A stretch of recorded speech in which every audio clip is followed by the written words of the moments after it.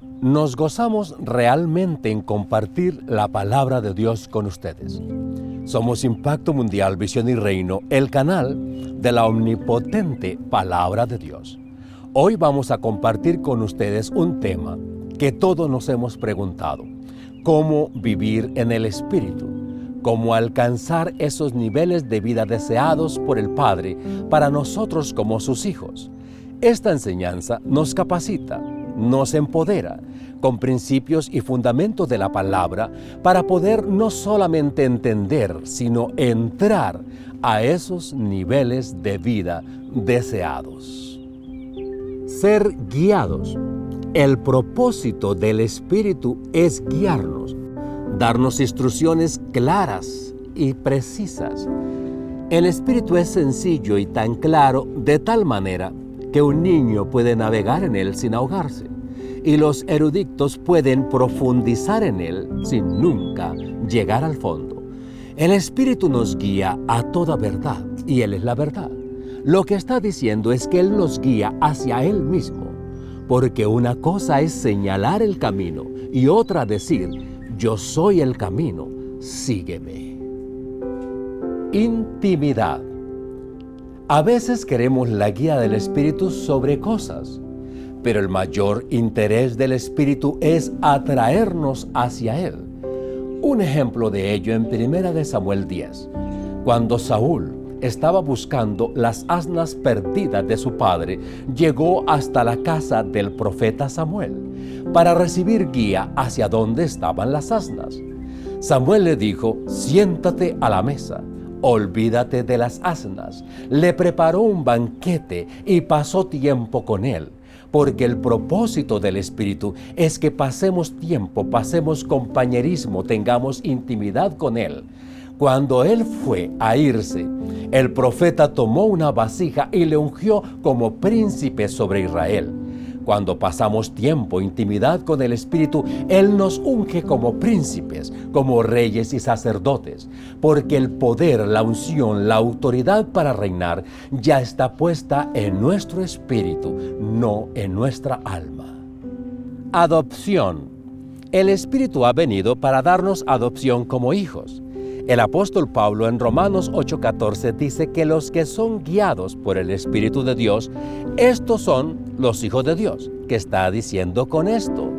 Que sin la guía del Espíritu de Dios estamos huérfanos, y es ahí donde muchos espíritus aprovechan para ofrecerte paternidad, porque la vida en el Espíritu nos incluye, nos adopta en el reino, y la vida en la carne, en el alma, nos excluye de él, porque los que viven según la carne no heredarán el reino de Dios. Dios reconoce como hijos a aquellos que son guiados por Él. Es por eso que dice la Escritura: no os dejaré huérfanos, sino que enviaré el Espíritu de verdad que os guiará a toda verdad y estará con vosotros todos los días.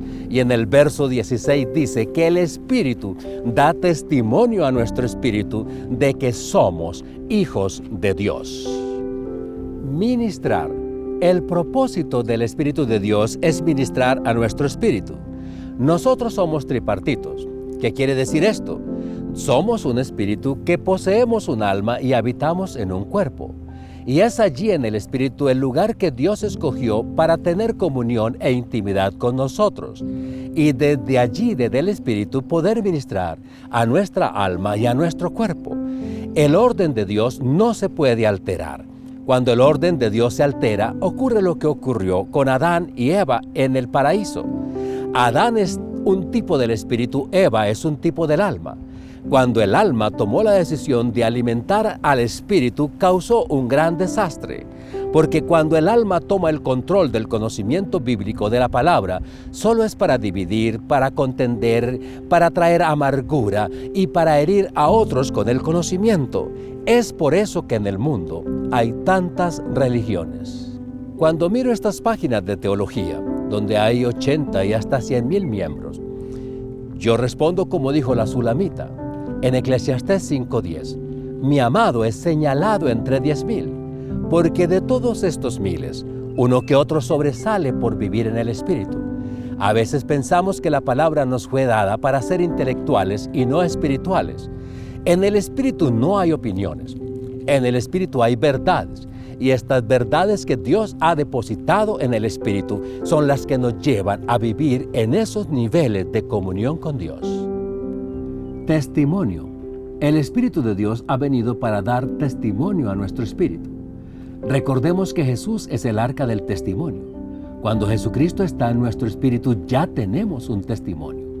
La palabra de Dios dice que Él ha venido a dar testimonio a nuestro espíritu, no a nuestra alma.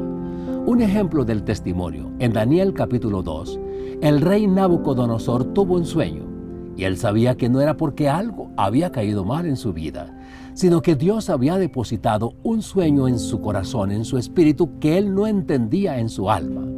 Para asegurarse que nadie manipulara lo que Dios había puesto en su espíritu, él pidió que los sabios le dijeran el sueño y su interpretación. Nosotros debemos asegurarnos que nadie manipule lo que Dios ha puesto en nuestro espíritu.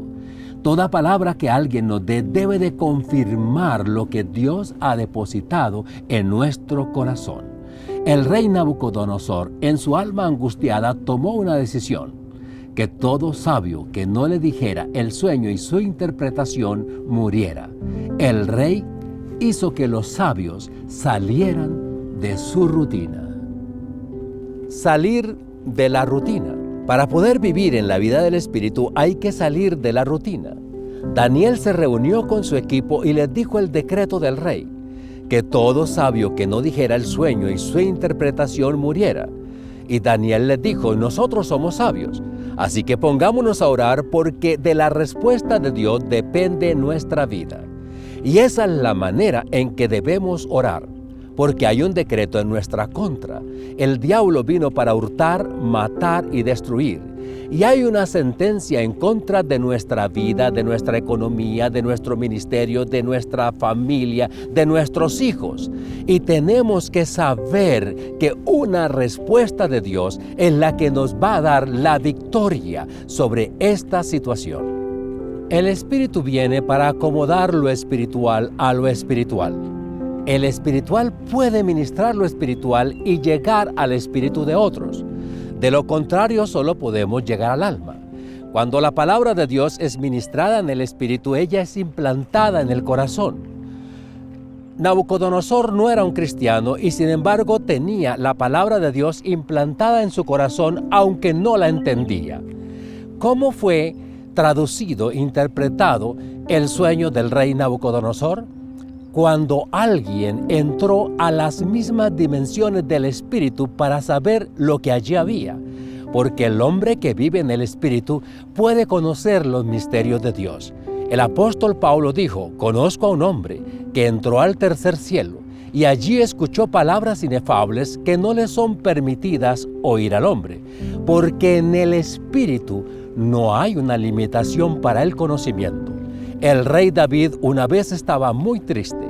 Había perdido toda motivación aún de buscar a Dios. Él dice: en vano he limpiado mis manos, en vano he consagrado mi corazón, en vano he buscado a Dios. ¿Hasta qué? Siempre hay un hasta qué. Hasta que entrando al santuario, entrando al Espíritu, yo pude entender.